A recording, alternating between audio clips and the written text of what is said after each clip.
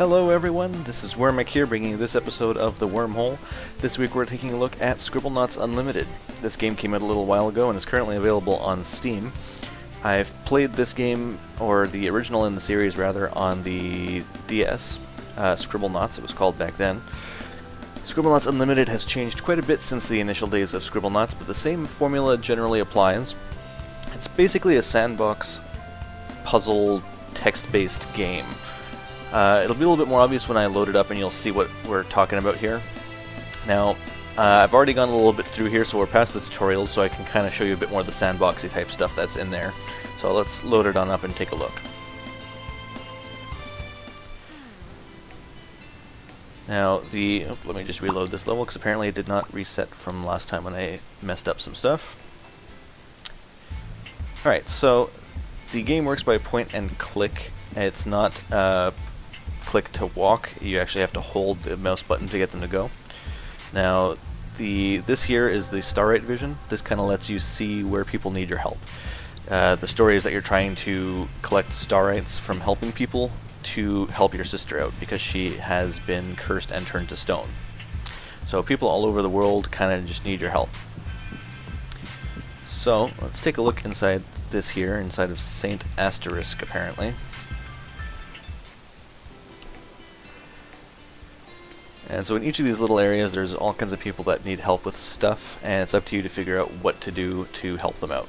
You can do it obviously the easy, boring way, but you can also be a little bit creative. You can type pretty much anything and it will work. You can't use swear words or proper nouns, of course. The game does not recognize those. So this guy needs help. So he gives me something that I can use to perform surgery. So the music does change when you're here, which I find is a nice little touch. Sounds all echoey. This game has great music and great art style. The opening cutscene in particular is fantastic. So give this guy something he can use to perform surgery. So, I mean, the obvious choice would be something like a scalpel, but that's boring. Everyone wants something a little bit cooler, so let's go with a lightsaber. Lightsaber, I assume, is probably copyrighted. So, laser sword. There we go. Here you go, buddy. Yep, I would not want surgery done with a lightsaber either. You can play as Maxwell's brother Kenpo. So you do unlock different characters. As you can see here, you can pop in here and choose which avatar you want to use. These are the ones I've currently unlocked. I'm not going to use the Hillbilly Farmer because no. You can also apparently create new ones. I hadn't messed with that before. One thing that's kind of neat is, I can't do it with this, but if I create something here, like say we, not gods, make God. So here's God. He's a happy little guy. He just kind of goes around, does his own thing. All the characters, especially like NPC type characters, have their own AI and will do stuff. So they'll actually behave. If there's a firefighter, for example, and there's a fire nearby, he'll actually go and put out the fire. And that kind of thing. Now, you can also modify things, so this God's just kind of walking around, not really doing anything super interesting. But you can do things like add adjectives to him. So, for example, we can make him a vengeful God. Now, it doesn't look particularly different, but let me actually remove that adjective real quick, and I'll show you what the difference is. So, if we make a cockroach... No, God, put the cockroach down. Give me the cockroach.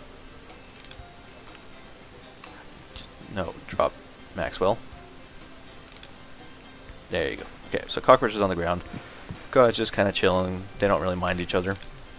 Because he's a peaceful God. He's a regular, normal God.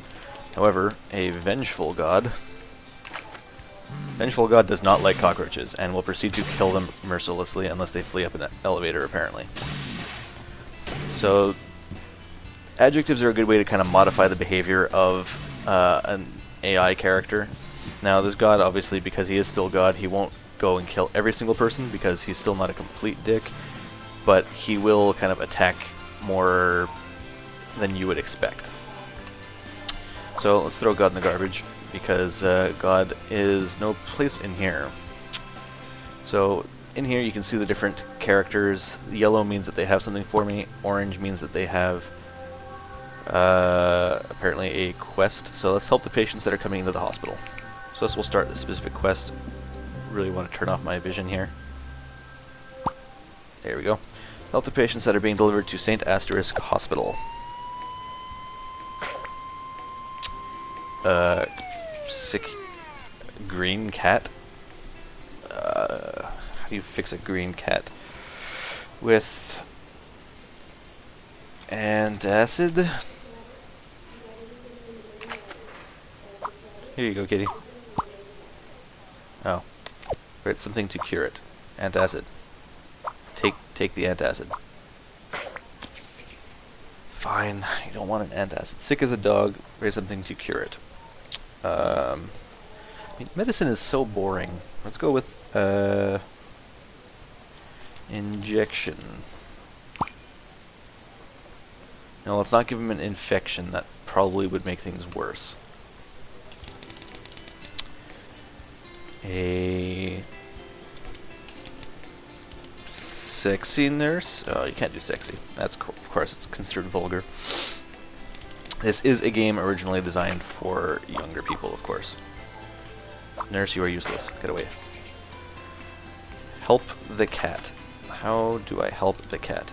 Sick as a dog, help cure me. Petting the kitty does not help. Sick kitten. Fine, let's just do the obvious. Medicine. Of course I can't spell, so that luckily the game helps me with that. Oh, antacid would have worked, wouldn't it? Of course it would have. No. Apparently I medicined all over myself. Rotten tooth. Let's go with a dental drill. See, now, this kind of gives you an idea of the type of randomness that you can make. The fact that it recognized dental drill as an actual thing says a lot. There's a lot of really random things that you can do in this game, and it will actually recognize a surprisingly large amount of them. Robot is broken, help it function again. Lightning bolt. Oh, we can't make a lightning bolt. Can we fix him with a generator? There. With some jumper cables. Jumper cable. Use this to attach multiple objects together. So, one to the robot. Nope. Sure, random dude. Why not? Well, there you go. So that worked anyway. Now I can see stuck at the edge of the screen. What? Why am I fixing a brick? Book story isn't complete. Where's the last chapter? Let's go with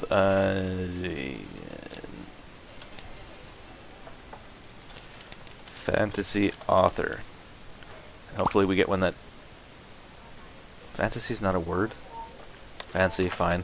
Hopefully we get an author that is not going to take 5 years. There you go. Runaway happy book. We've got one more here to finish up this quest. So, a broken car. The robot's still over there. Looks like something's broken under the hood. I really just want to blow it up, but for the sake of this, let's fix it properly. Broken under the hood, I mean mechanic. Super mechanic. Apparently super mechanics are huge.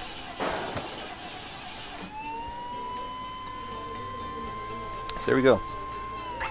And there you go, you get the little star right.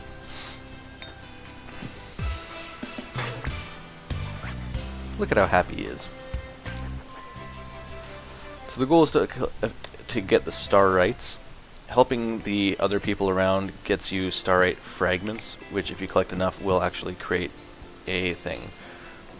So for example, this clown is going to give me a fragment. He wants to help to make him laugh. So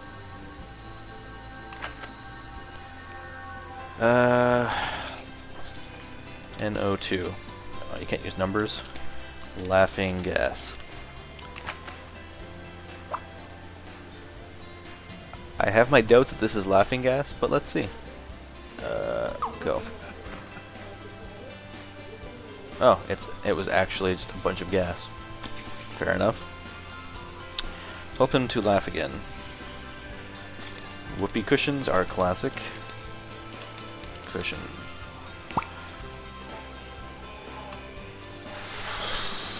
Doesn't recognize whoopee. Fart. Hilarious joke. Sure, hilarious joker. Laughter is the best medicine. And so you just kind of go around the world helping people out, and you can do all kinds of silly things, like, I don't know if this still works, but you used to be able to do ceiling cat. And yes, you can. So you get a little ceiling cat up there now.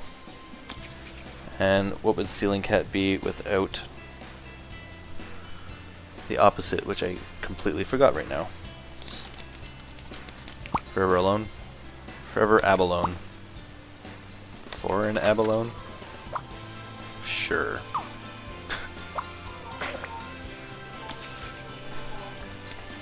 So she's being attacked by a thing. Let's go with a helpful CTHULHU. Now I know it says proper names aren't accepted, but hey. I am now riding Cthulhu because why not? I wish I could do this in real life. That'd be pretty amazing. Alright, well anyway, let's dismount from helpful Cthulhu. And helpful Cthulhu is actually being helpful for once. What? Nurse. Nurse, stop killing Cthulhu. Cthulhu won't fight back. Go away, Cthulhu. Ceiling cat, you can stay there. Can I bring you with me? The awkwardness of okay, touch the Maxwell camera. Got it. And so there you go. Here, we'll do one last one, since I think you're getting the general idea pretty easily here. This guy needs new equipment for the hospital. You get the Dark Knight. Black Knight. Yup. Flesh wound? Aw. I didn't think so. He's not something I can actually interact with, but we can get the doctor new medical equipment. Mad scientist. Equipment. I don't know what you call those big tower. Science-y? Sure. Yeah, mad sciencey equipment. There you go. Go forth, mad sciencey equipment. Apparently the Black Knight turned into the king with the help of the mad sciencey equipment that I threw at them. Mad sciencey equipment is actually angry and jumps around. Sure, that works. Sup, King? King Arthur? Steal? Yeah, I stole King Arthur's teddy bear. Alright, well anyway, one last thing I wanted to show you guys, and now that I have the teddy bear, that's kind of convenient, I guess. Can I actually use that? Nope. Okay, well, where's my ceiling cat? One thing that's kind of interesting is that you can, anything that you've placed, except ceiling cat, go down. There we go. You can edit objects. Now when you're editing objects, you can change all kinds of stuff. So you've got little things like you can change the height, you can make gigantic ceiling cat. You can actually change the name of it, so that way if you type that thing in the future, it will affect it. I don't know what a lot of these options do, unfortunately, because it doesn't really tell me when I mouse over them. That's one thing that every game should do, is change their mouse over. That's an undo. Change their game to have mouse overs. You can add little color palettes. Sure, we have a plaid ceiling cat, because why not? And you can make little stamps, write an object without adjectives. Badger. This part, there you go. Ceiling cat is now ceiling badger. Problem solved. Ceiling badger. Save. And so now I can actually, there you go, There's my little ceiling badgers chilling up there now. And I can still make the original ceiling cat, of course. So as long as you don't use the same name, you won't save over anything. I don't know if you can actually overwrite any of the existing stuff anyway. I haven't tried it because I don't really want to erase the original things. But there you go. So that's our look at Scribblenauts Unlimited. So if you're interested in this video, you can pick it up on YouTube. You can pick it up on Steam. It's been out for a while, and you can often find it on sales if you are too cheap to buy it at full price. I strongly recommend it. The game is pretty gigantic. There's a lot you can do. We've barely scratched the surface.